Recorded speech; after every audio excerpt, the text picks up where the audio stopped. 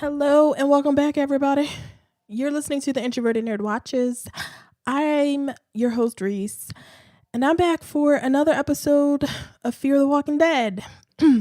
And today is all about Season 4, Episode 6, Just in Case.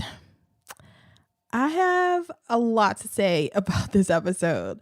There's time jumps, there's death fake outs. There's a lot of stuff going on, but before we get into it, you should subscribe to the podcast. It's available on Apple Podcasts, Google Play, Stitcher.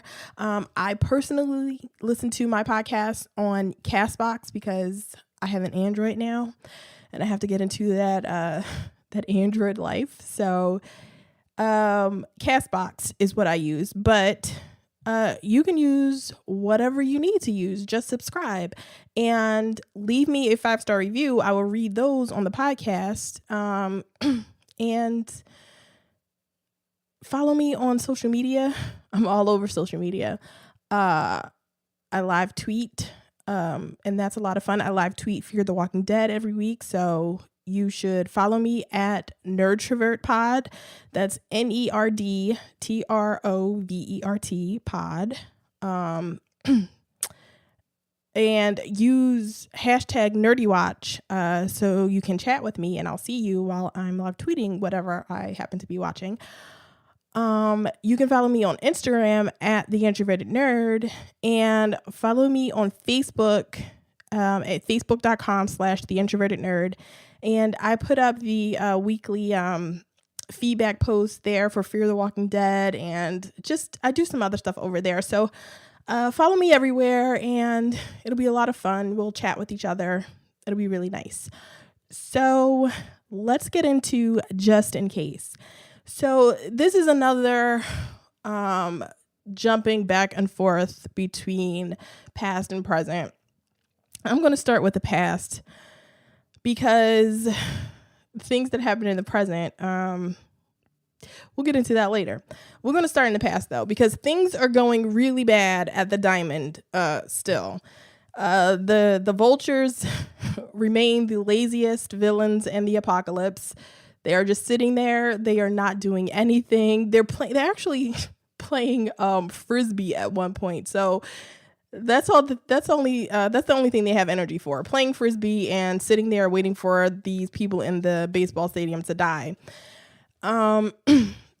Things are, they're getting risky. Alicia is getting patched up by Naomi. She has glass in her arm or like something like that.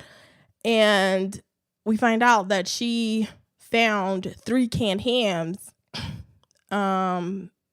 And she's really hurt. She's not using any pain medication while Naomi is working on her.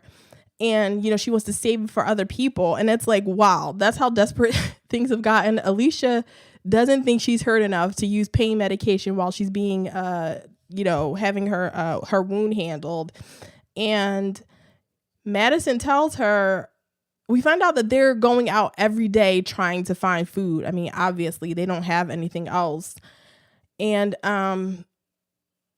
that Alicia found 3 canned hams, but Madison comes in and she says, 3 canned hams split 47 ways is not a lot. So they're going to have to be doing a lot of searching. And Nick, Alicia, and Strand are like mapping out, trying to find things. And Lucy asks Strand where he found the truck that had all the supplies in it. His truck, the truck that he had that he stocked up for himself. And he makes up a lie, and Cole is side-eyeing him the whole time. But Strand makes up a lie about how he basically tells his story, but says somebody else did it. He says somebody probably packed up a whole truck, got ready to leave, and just never came back for it, which is what he was doing. And Cole walks out on that, and Strand tries to go talk to him, and he asks Cole, first he thanks him for not telling on him, for not, snitching. And then he asks him, why didn't you tell? And Cole says, what does he say? He says, I wasn't doing this for you. I'm not trying to be like nice to you for or anything. Cole says he's scared of what Strand would do to him if he ever told his secret. And I'm like, really, Cole? I was like I could not roll my eyes like hard enough when Cole was talking. I'm like, dude, step down off your high horse. You barely know these people. And if Strand wanted to kill you, if he really thought you were that big a threat, you would be dead already. So step the fuck off. Like, I love Strand and all. I'm not with all the people that are like super upset with him because he had a contingency plan. Because we find out that they all were looking for contingency plans and they were all looking to leave. And plus, what Stream was doing was smart. I mean, it may be like a dirty way to do things for him to be just concerned about himself, but I have no problem with him thinking that having a backup plan is the smart thing to do. Oh, people get on my nerves sometimes. And Cole was just really on my nerves. I was just like, dude, you're fine. He is not going to hurt you. You're not in danger. Like, get the fuck out of here. And especially if you really thought that you were in danger from Strand, you wouldn't be talking to him like this. Like, you would be a lot nicer. You would have like less of an attitude. So take it down a notch. Like, he was just I wish that guy was. I wanted Strand to slap him because it was just so. I was like, we're doing this with the moralizing and like, get out of here, dude. So, while that's going on, Madison walks up and, Cole walks away and Madison walks up and she's asking Strand, like, what's the matter? And he makes up an excuse about how, everybody's hungry. So everybody's, so they're all agitated and Maddie doesn't buy it. And she tells him, if you won't tell me the truth, come drink this bottle of brown liquor with me. I don't know what it was, but brown liquor.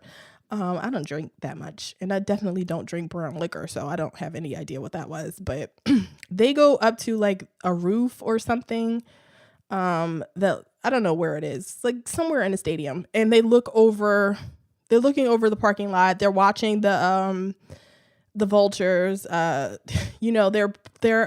like playing around with the zombies. Who was it? Ennis is riding around on his bike with the zombie chasing after him. So they're out there chilling, having a good old time. And Madison and Strand start talking. Wait, first of all, before I get into that, is Madison an alcoholic? I feel like I remember in the first season or in the second season, whenever, I remember Madison supposedly being an alcoholic. Maybe that was just a fan thing, like fan speculation, and she wasn't really an alcoholic. But I remember her. I thought I remembered her saying that she was an alcoholic, and that's where Nick got it from. Like she had an alcohol problem. She got that from her father, and Nick got his addiction thing from her side of the family, basically. But maybe I'm wrong, and I don't know. Maybe everybody in the apocalypse is like an alcoholic. Maybe if you get that drink, it doesn't even matter. Just drink it. Shit is bad. So everybody's an alcoholic. I would totally be an alcoholic in the apocalypse. I would start drinking brown liquor in the apocalypse if shit got that bad. But they're talking, and this is when Strand finally asks Madison why she saved him. And this is also when we get the exposition. We basically get all the time that we missed in the time jump, all the stuff that they're probably not going to show us.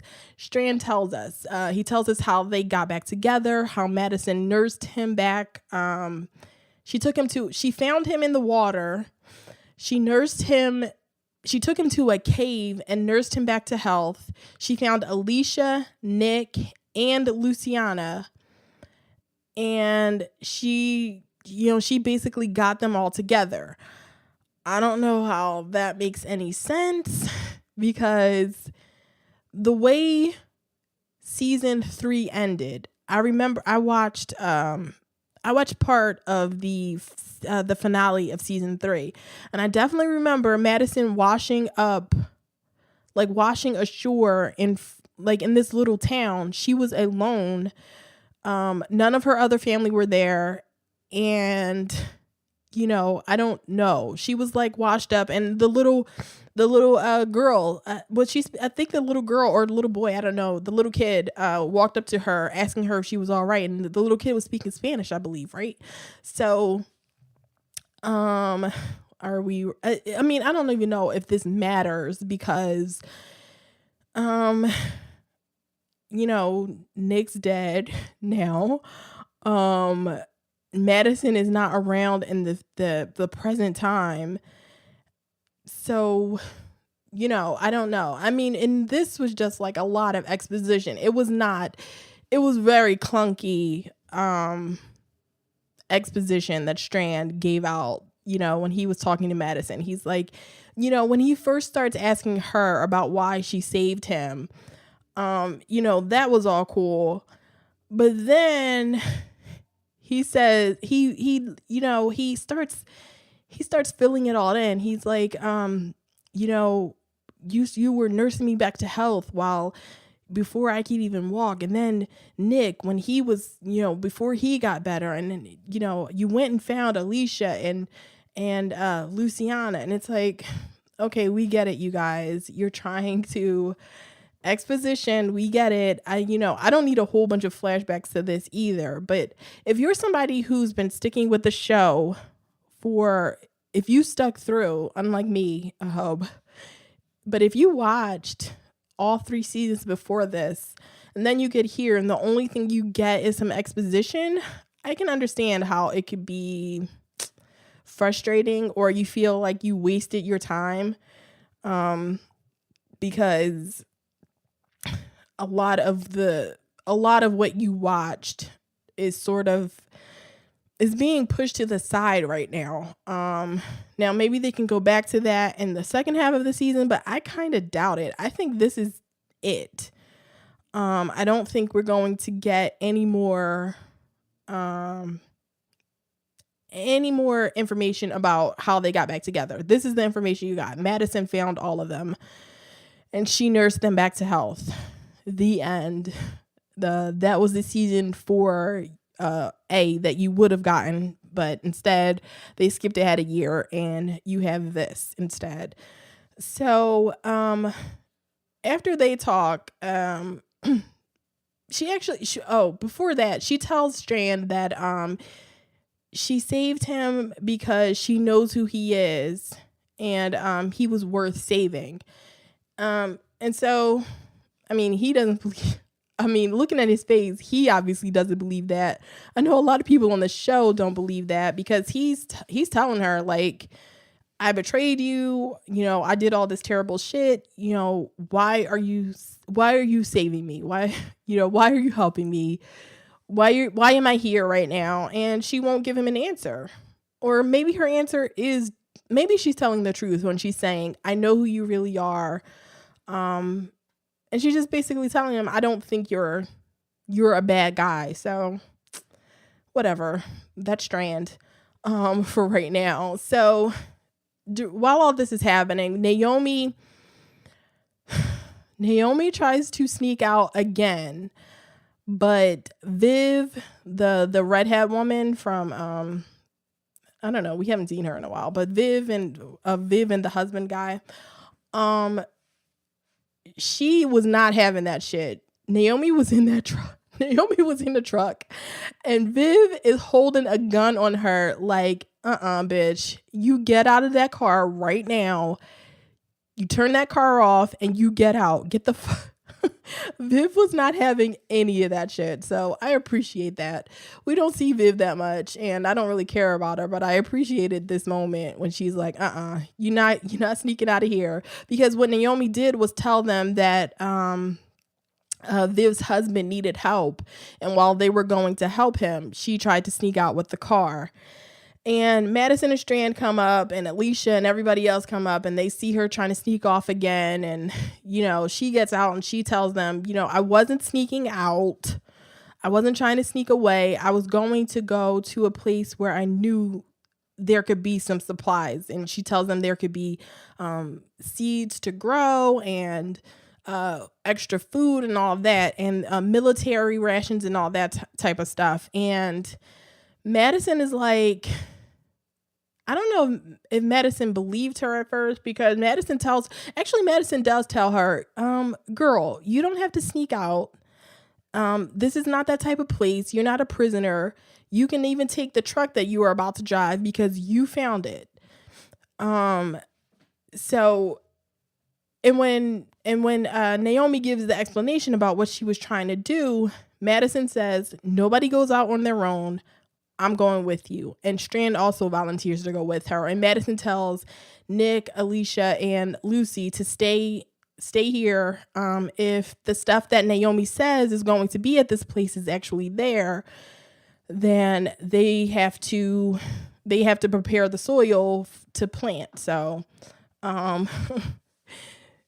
Madison, Naomi, and Strand get to go out and do the fun stuff, while the rest of them get to do backbreaking like farm work. So I wouldn't be here for any of that shit. But I'll be volunteering to do something else. I'm not a digger. I'm not a planter. I don't want it. I would never survive an apocalypse. I don't want to plant shit. I can't plant anything. I killed a goddamn cactus. Like cacti. Is it cacti or cactuses? Whatever. Cactus are supposed to be like the easiest type of plant because, you don't have to water them that much. I overwatered my cactus. I'm a murderer. I'm a plant murderer. I can't. So I got no green thumb, and I wouldn't survive an apocalypse, but whatever. They go out, and I was really frustrated with this because when Naomi is trying to leave, it's obviously later in the day. The sun is going down. So, it's like later in the day. It's like late afternoon, something like that. And they decide to leave at that moment. I'm like, why are you guys leaving right now? And it only happens so that they can go to this place in the dark and it's like extra scary, blah, blah, blah. But it was like, you could have just waited until, because eventually they have to stop overnight because, I don't know, they need to rest, they need water and food and all that. But they could have waited until the next morning to 3-4 o'clock in the morning. It still would have been dark outside, but at least the sun would have been coming up and you would have a whole day of light. So even if you need to rest during the day, you can stop at some place where it's light outside. You don't need flashlights. Like, come on, you guys. And it wasn't even a good moment. They stop at a motel and, it's all empty, basically. They find it's like one or two zombies. Just nothing that big. And Strand finds a whole bunch of food and they just sit around talking, Madison and Strand reminisce about how they traveled from Mexico to Texas, where they are now. And Strand actually starts asking Naomi about, where she comes from, just asking her questions because we still don't know shit about her. Except that she had a kid that died and she was with John Dory for a little while. But other than that, and the whole kid that died thing is something that I sort of gleaned from, what is it, the second episode where we meet her. So, there's been no big revelations about her. I still don't know anything about her, and I'm not really feeling this character. I'm sorry. I know a lot of people like her. I know a lot of people were into the whole relationship last week. And last week, episode 5, for me, Laura was about John Dory. He is what made that episode work. I was not really, you know, I don't think they're really in love. I think he's sort of infatuated with her because she's the only person he had seen in a long time, and he was really, painfully lonely. And I think she needed to see good people in the world again. I know she told him she loved him, with the Scrabble tiles at the end of the episode, but I don't believe that she was in love with him. So I don't believe that what they're heading toward is some great love story. So whatever, but that was just me. Other people felt it, and supposedly it's this great love story. If you read any of the reviews from last week's episode, and if you listen to some other podcasts, it was a great love story, but not this chick. So when Strand starts asking questions, Naomi is like, I don't really want to talk about this. Stop asking questions. And Maddie tells her, she tells, what Naomi says, I don't want to answer any questions. Just trust me. I know what I'm talking about, or something like that. She says, just trust me. And Madison says, you know what? You have to give some information in order to gain our trust. And this is when Naomi says, where they're going is a FEMA shelter. And she confesses that she was actually leaving when she was trying to take the truck. She was going to leave the map of how to get to the FEMA place, the FEMA shelter. She was going to leave that for them if they wanted to try to go there, but she was leaving. Now, I don't know where she was going because she ends up going to the FEMA shelter. So I don't know what her actual, I don't know. This is where it doesn't make any sense to me. This is where the episode kind of starts losing me. So Strand goes off and he calls her a coward. And Naomi admits to being a coward, and she says, and he asks for the keys to the truck. He's like, I'm taking the keys. Give me the keys. And she says, I was going to leave, but I didn't leave. And he's like, should we thank you for showing us who you really are? And if you listen to the language that he's using, he's talking about himself. He's mad at himself. He wants Madison to get mad at him, to yell at him the way that he's yelling at Naomi. And he's really projecting in this moment. He's projecting. There's not even anything else to say to it. He's saying to Naomi, the things that he's been telling other people about how he told Cole, I'm showing you who I really am. And Cole tells him, thank you for showing me who you actually are, which is, in his eyes, a bad person. And, he is going off on Naomi, and Madison is trying to, call him back, and they all just decide to part and go to sleep. And which was a mistake, because when they wake up in the morning, Naomi's gone because she knows how to hotwire cars. And I was like, when she's giving Strand the keys, I'm like, of course she is going to give him the keys because she's going to hotwire that shit right out of there. And so she goes to the FEMA shelter, like I said earlier. And what I thought was going to happen was Naomi was going there because she didn't kill her daughter. We found out it's a daughter. Last week she said her child died. This week she tells us that she had a daughter whose name was Rose. And so when, I thought that that's what we were doing. She goes straight to the front door, to distract the zombies, so that she could go into the back.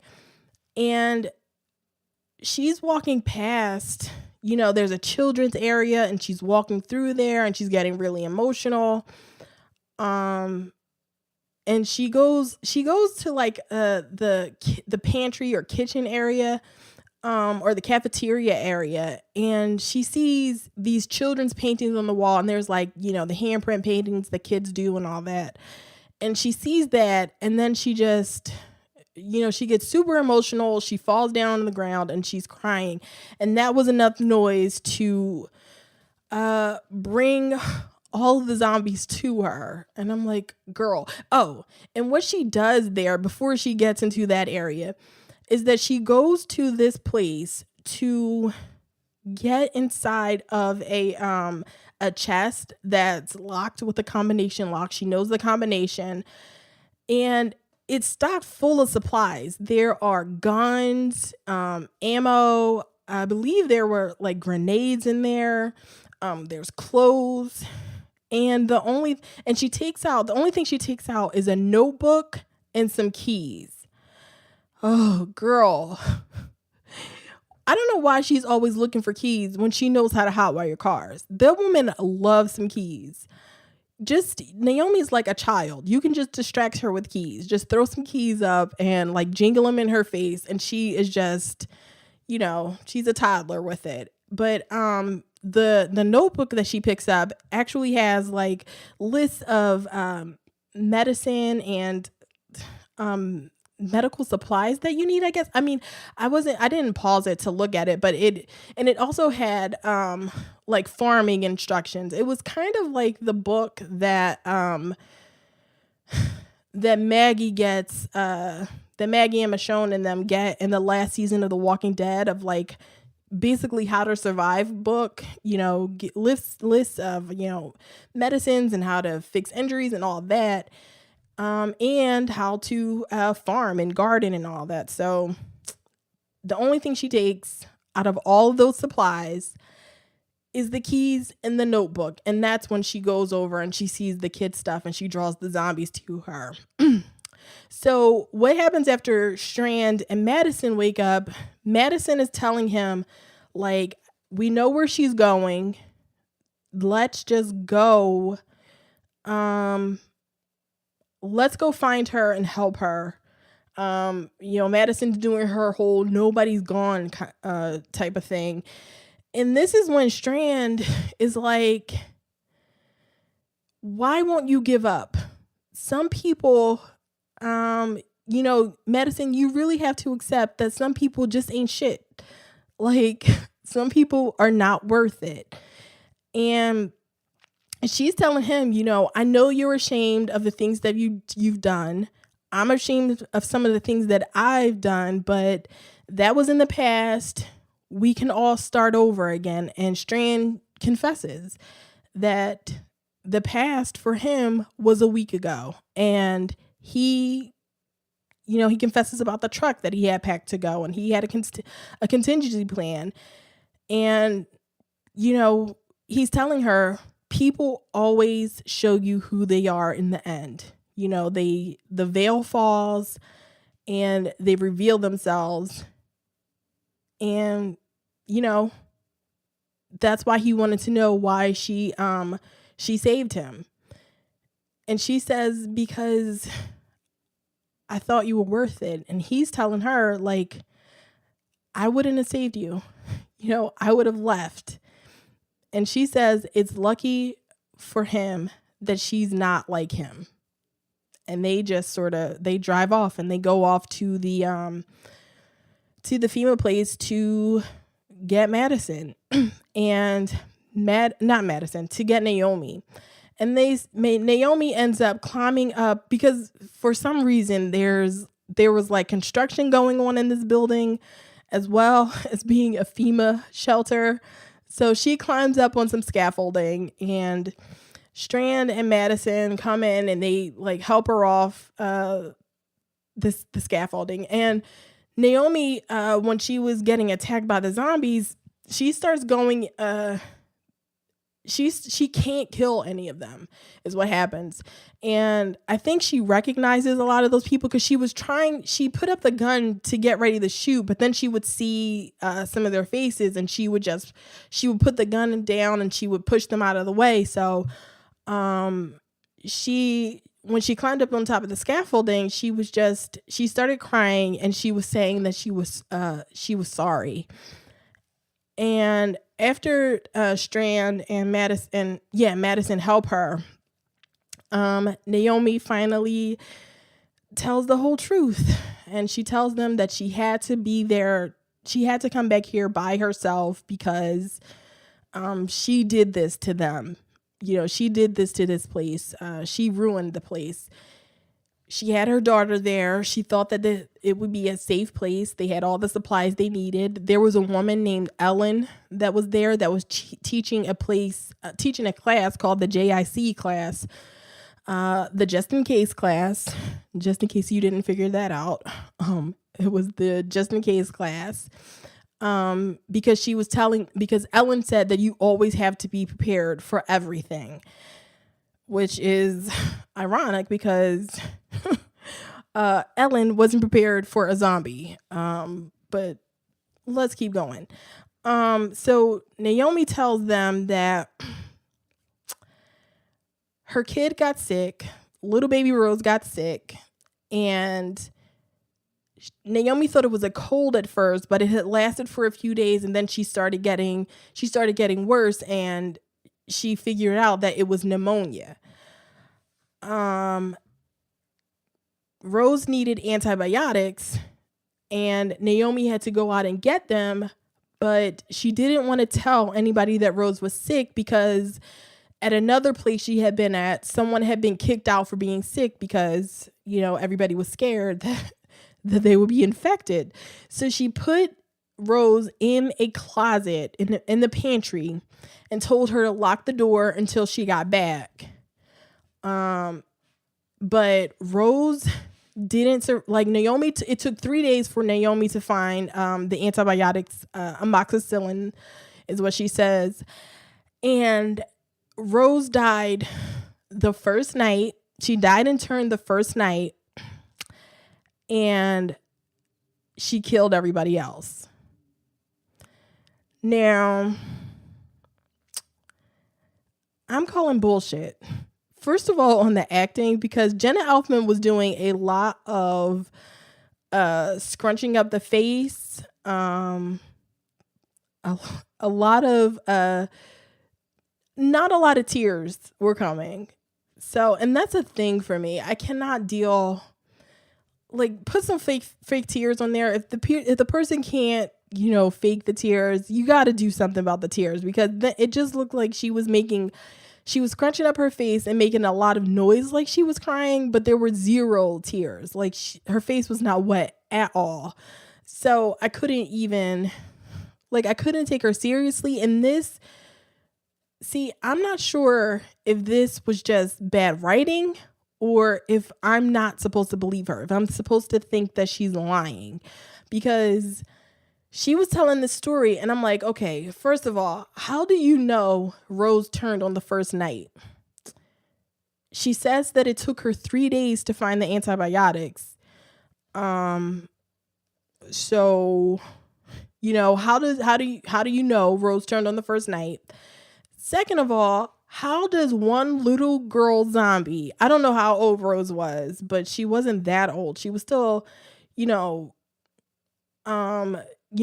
was getting, she knew all the people there, so she was getting emotional when she was seeing all the dead children stuff. But I don't think Rose is that old. And even if she was like 15 years old, she is one girl zombie. She could not have attacked that many people, because there are like 50 or there have to be at least 50 or 60 zombies in there, not including there are, dead bodies that are already on the floor, dead zombies that are already on the floor. So somebody killed some of those people. So there was a lot of people there. I don't know how one zombie took out this entire FEMA facility. It's just not possible to me. But Madison and Strand are still, they're taking that seriously, and they're not calling bullshit on it. They're not even looking at her sideways. They almost suspect that she's lying. So, maybe we're supposed to believe this, but it just wasn't believable to me. It was a bad story. it didn't make a whole lot of sense. So Naomi tells Madison that it was Madison's sort of giving her a chance that made her want to stay and help them rebuild the stadium.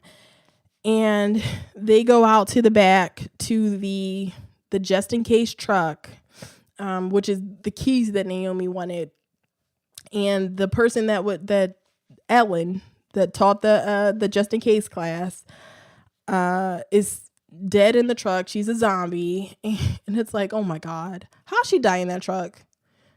I mean, really, dude, like, how do you die in that truck? Whatever.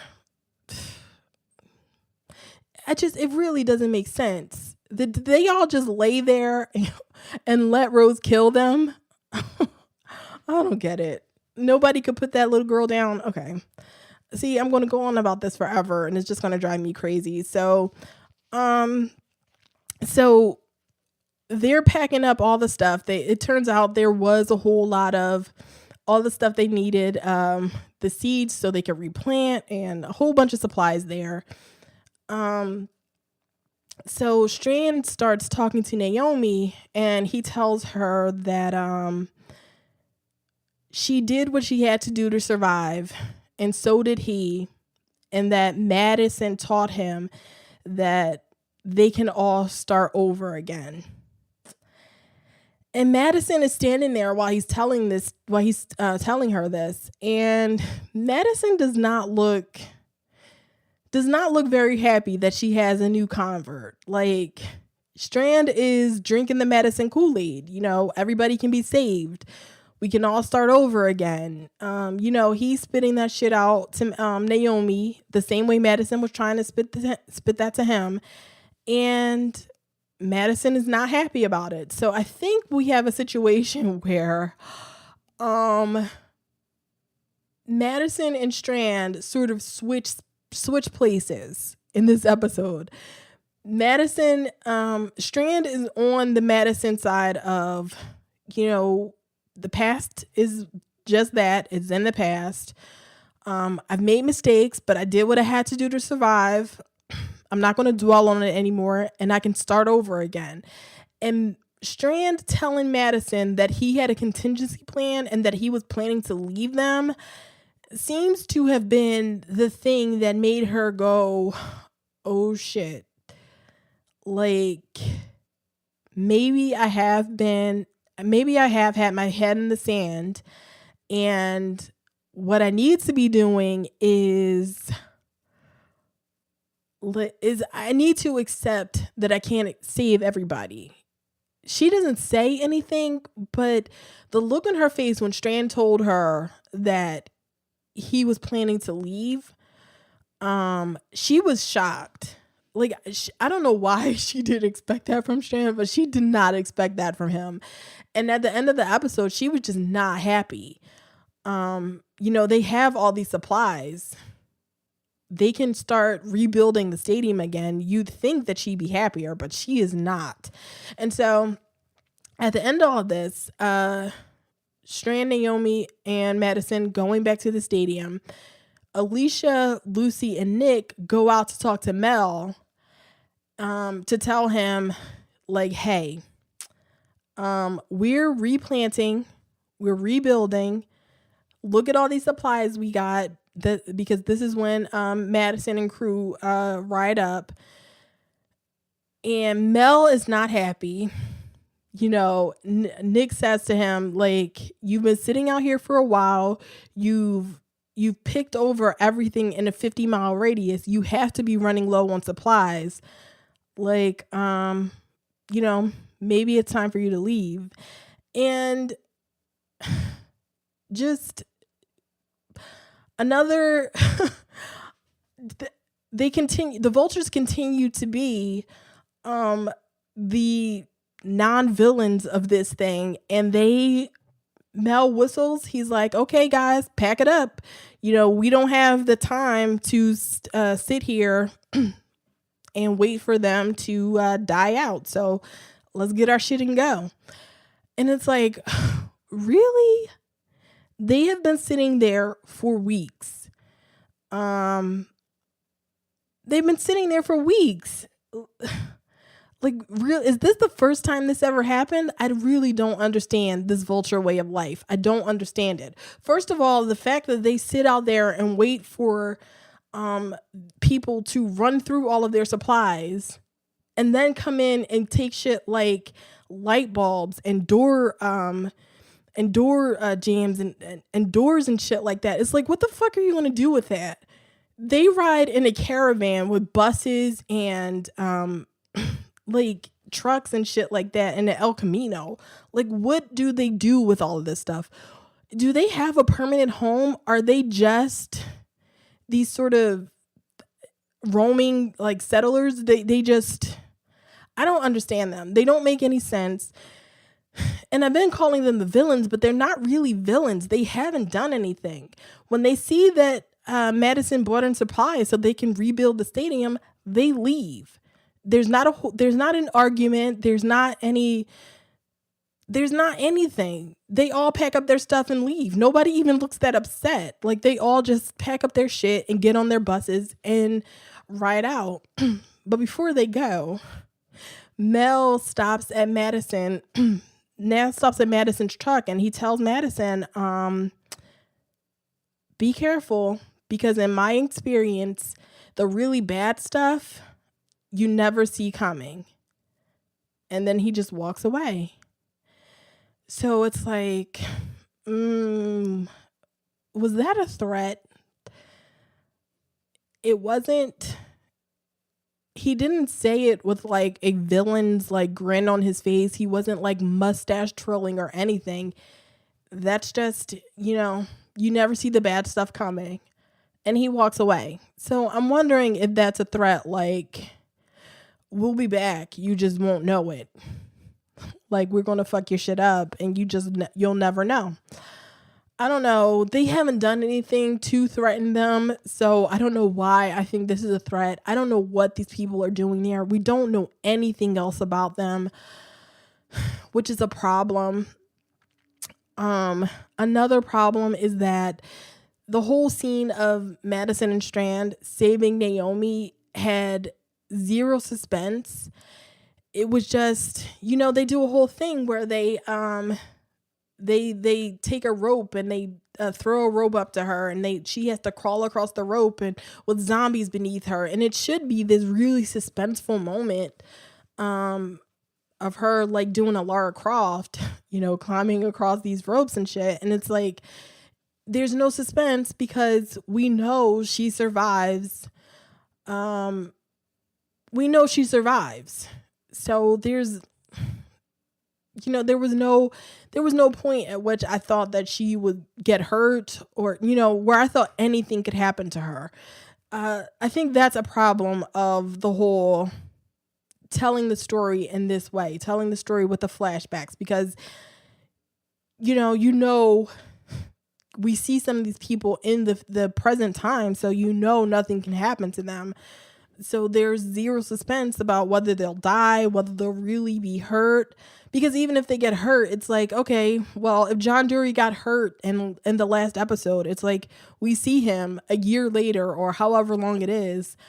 And he's fine. He's better than everybody else. He's, so it just, that's the problem with this kind of storytelling. So they get back to, they all go into the stadium. Everybody's happy about it. Everybody's eating. And Strand tries to talk to Madison. And she says she's just not really interested. She's like, we won today. And you were a big part of that. Let's just leave it there. And she keeps walking. And she goes up to the roof. And she has her binoculars. And she's looking out over the parking lot, and the vultures are leaving. They're gone at this point. We don't ever see them or anything. So they're gone. And Alicia comes up there, and Madison tells Alicia, I need you to do something for me, but I don't want to talk about it, and I don't want anybody else to know. And Alicia's like, what are you talking about? And so Madison tells her, You take the Land Rover that they just brought back, or that Naomi found, and you put some guns in there, you put some food in there, and you park it out behind the stadium, and you don't tell anybody else about it. And Alicia's trying to tell her, like, hey, the vultures are gone. They're not coming back, and we're rebuilding this place. We don't need to do this. And Madison tells her, it's just in case. So Madison is learning her lesson, I guess. I want to know how everything goes bad with this, because what was it? The episode after Nick died, when but they're about to bury him, buried. That episode, Alicia Strand and Lucy were going on about how that day that they all described was the day that they should have left, and how everything changed that day.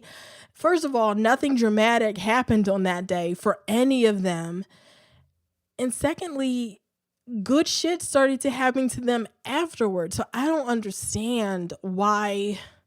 I mean, unless they were, I don't understand any of this. Whatever.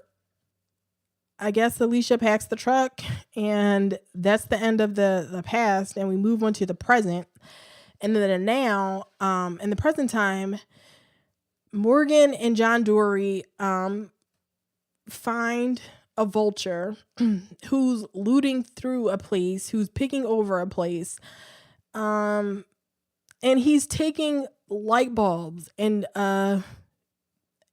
he's doing that stuff. He's taking light bulbs, he's taking mirrors, he's taking the door hinges, he's taking the wiring, the electrical wiring, and a mirror. It's just a bunch of junk. It's like, what are you doing? Like, I understand. Like, is there some sort of post-apocalyptic flea market that you're selling all this stuff?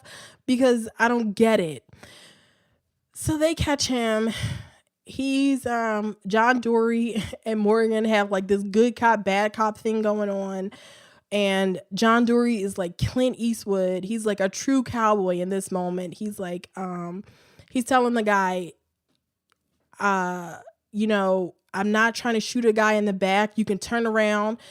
You can try to get your gun, but I would have you, I would shoot your hand off. I would shoot you in the hand before you even got your gun out of your holster. And he's just questioning him about the flag, where the flag comes from.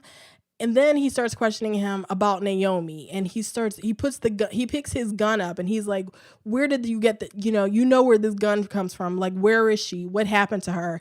And he's going off, and Morgan's like, ooh, maybe, John Dory can't be this guy. He tells John Dory to stop. Eventually the guy tries to go for his gun, and Dory shoots his finger off. It was the funniest goddamn thing. He shoots a guy's finger off. Oh my God. It was so funny. And his little finger, like rolling, like a piece of his finger is like rolling around on the ground. It's great. So they find a map with the location of where they're supposed to meet, like the one Alicia found on Ennis. And they decide to go to that spot because Morgan is telling, Dory gives Morgan his guns, and he tells Morgan, you have to hold the guns right now. I can't do it. And so Morgan and John Dory go to the meeting spot because Morgan decides, he's so frustrating. Morgan decides that they need to go stop them. And this is what else Morgan does. And oh my God. I'm like almost done with Morgan. So what Morgan does is when they decide to let the guy go, and he tells the vulture dude, like, hey, the meetup spot that you're going to meet all your people, there are some people there waiting for you. You need to tell your people to stay away from it because it's dangerous. So, you take that information and you go tell your people and you get out of here. So Morgan gives up the Clarks in this like really bizarre logic that he has of how he thinks he's saving people because he's going to stop the violence before it even begins. It's like, Morgan, get the fuck out of here. Get all the way the fuck out of here. Oh my God, dude. First of all, you don't know the vultures. You don't know how many vultures there are. You basically just tip them off to tell them where the Clarks are. You know that there's only 4 of them. There's only 3 Clarks and 1 owl. There's only the 4 of them out there waiting for the vultures. Like, what the fuck are you doing? You don't know shit about these vultures. You don't know what happened between them. And the fact that he's just inserting himself is really presumptuous on his part, and it's so out of line. Like, I get it. Nonviolence, blah, blah, blah. But it feels really out of place in this case. It's like, you don't know any of these people. You just got here. You don't know shit about this situation. Why are you inserting yourself? You saw what the Nick's reaction when he saw the El Camino guy. You saw what Nick did to that guy. And you don't know what happened to make him that way. So why would you presume that you could stop this, or that you should even get involved in this? See, this is the shit I'm talking about. Like, why is Morgan on this show is really the question I gotta ask. I like the relationship between John Dorie and Morgan. I really do. But the shit that Morgan is doing right now it fits so much better into The Walking Dead. If they had made Morgan recover like he is now on The Walking Dead last season, it would have made so much more sense. I don't know why Morgan is here. He doesn't really have a connection to any of these people. And the things that he's doing make so much more sense if they would have been happening on The Walking Dead. If he was doing this, if he was trying to tell Rick, like, hey, we can do things differently. We don't need to fight about this. Talking to Rick about Negan and the Saviors, it would have made so much more sense to me. This makes no sense. This is just Morgan. They're inserting Morgan into this thing that he doesn't need to be inserted into, and he's just there spouting bullshit. And I'm like, get out of here. Like, even if I agree that they shouldn't be out here like firefighting, even like, I don't know what's going on. Morgan doesn't know what's going on. Mind your damn business. Get the fuck out of here. Oh, and I was so they take the guy's truck and they drive up to the meeting place, and Alicia, Strand, and Lucy come up to John Dorie and Morgan, and they're like, get on your knees. Like, what the fuck are you doing here? And that's when Morgan tries to explain about how, he doesn't say all life is precious, but it's basically his all life is precious bullshit. And, he's telling them, he's telling Alicia, this will only make things worse. This is not going to happen like you think it's going to happen. Basically the shit that he told Nick before he died. And Alicia's not trying to hear it. And I'm wondering, do the Clarks think that Morgan and John Dorie are with the vultures? Do they think that they've been like double crossed? Or maybe not, because Morgan tells them like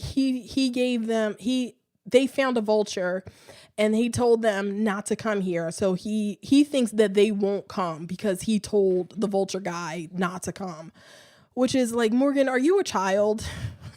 You really thought that you could tell these people not to come to the meeting spot and they were just going to say, oh, some random guy who shot off my finger, whose friend shot off my finger, told me not to go to a meeting spot because we were going to be ambushed, we're not going to go.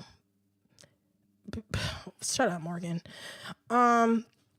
So when they're on the ground, the vultures start driving up, and the vultures in their giant caravan, and now they have guns. So whatever happened between the end of the stadium and present day, made the vultures get guns because it must be between Ennis dying and now, because Ennis didn't have a gun, but Charlie did have a gun. Like, where did Charlie get a gun from? Anyway, this episode is the first time I saw a vulture with a gun, like excluding Charlie, because I don't know where she got that gun from. But the vulture that Morgan and John Dory run into has a gun on his hip. So I don't know when the vultures started carrying guns, but they carry guns now. And Mel steps out of his bus and he's got a giant gun, and they're all pointing guns at each other. Mel actually tells Alicia, I'm sorry about your brother. And Alicia says, I'm not sorry about yours. And that's when Morgan he steps in between these people that he doesn't know. He steps in between their guns and he tells them, they need to stop. It doesn't have to go down like this. And that's when Mel is like, yeah, dude, yes, it does have to go down like this. You just need to get out of the way. And the guy they saw earlier, a woman's voice comes up on the radio asking where everybody is. And Mel asks that guy, he says, wait, you didn't tell her? And then he gets a smirk and he's like, oh, he looks at Alicia. He's like, oh, you aren't going to like this. And that's when Naomi drives up, dressed like a vulture in her like hipster clown outfit. And what? Okay, so everybody has believed, like every podcast I've listened to, damn near every article I've read about Fear the Walking Dead this season, has been like, Naomi is alive. We all believe Naomi is alive. Now, last week I was like getting really twisted up in my head, and I was like, maybe I should take everything at face value and just believe that Naomi is dead, blah, blah, blah. But she's alive. John Dory sees her. He calls her Laura. She's surprised to see him, but she doesn't run toward him. She's not like lovingly running toward him. She's shocked. And that's when Alicia is like, Alicia and Strand and Lucy are shocked for a minute, like just looking at her. And Alicia just like, no. And then she screams no, and she shoots at Naomi, and John Dory stands in front of her, and John Dory gets shot in, it looks like he's shot in the same place that Nick got shot, like in the stomach, like ribs area, near the heart. So John Dory falls on the ground, and the episode ends right there, but Alicia shoots John Dory, and everybody just stands there, like looking at each other, like she just shot somebody. We all got guns out, and nobody else takes a shot. Whatever. I was just, what's happening is, excuse me. I'm starting to see some of the things that I don't like in The Walking Dead happening on Fear the Walking Dead, the Gimpelisms, that I like to call them. And I'm like, no. I don't want a bunch of fake deaths, fake out deaths. I mean, I'll give them Laura or Naomi, because we don't even see what happens there. Once we get to the episode of how the stadium actually fell, that won't even be interesting to me anymore, because she's alive. It doesn't even matter. She's alive. And now John Dory is shot. either kill John Dory or don't. I don't like a bunch of the fake out deaths. I don't want John Dory to become Glenn. On The Walking Dead, Glenn, like every season, they would do a fake out Glenn death. And it was like, it got to the point where it didn't even matter to me when Glenn actually died, because there have been so many fake outs. It's like, just kill the motherfucker or don't. It's no longer, I mean, I'm guessing we're going to find out next week whether he is actually going to die. And I would actually appreciate, I mean, as much as I like John Dory, you know how much I love John Dory, but as much as I like him, I would appreciate it if he was just dead, or if they said the bullet wound wasn't that bad and he just got shot, because I cannot deal with a bunch of the fake out deaths. And we still haven't gotten to Madison. I mean, there wasn't really any reason to bring her up in this episode. There was no reason for anybody else to talk about her, but I need something on her. I need them to kill people or not. And Al, I'm starting to get tired of too, because when the Clarks have Morgan and John Dory on the ground, John Dory looks to Al and is like, "Hey, Al, can you say something to them?" And she just looks at him and she keeps recording. And it's like, really? Is that who she is? The woman that stopped that other group from hurting Morgan and John Dory is now going to stand here while this other group, might kill them. And it's all to get their story. Like, I need something more about her beyond, I'm just a woman here, that wants to get everybody's story. Like, I need more from her. I need her to do more, to tell us more, because she's just becoming sort of a one note, like, why is she even here type of character. So, and next week episode 7. I know that there's going to be, no, next week is not episode 7. Next week is Memorial Day.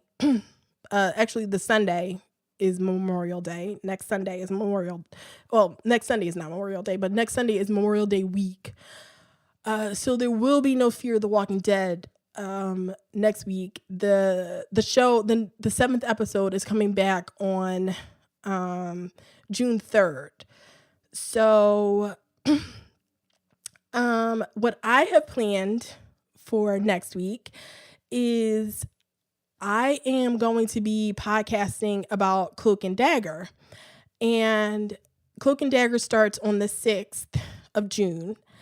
And so in honor of that, I'm going to be doing a sort of a comic book primer about the Cloak and Dagger characters. So next week on the show, instead of Fear the Walking Dead on Tuesday, you're going to get a little episode about Cloak and Dagger in the comic books.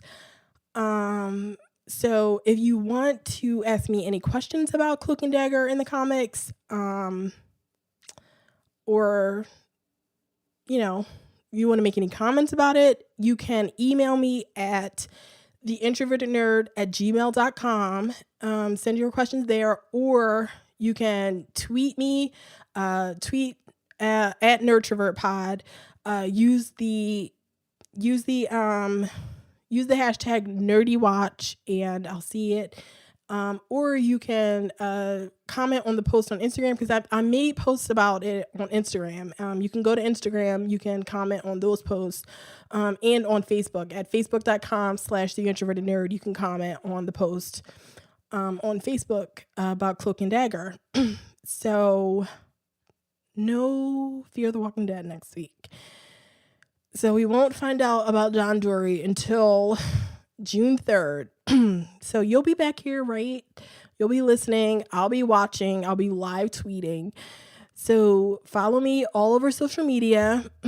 Email me what you think about this episode or just the season overall. And I'll talk to you later, everybody. Bye.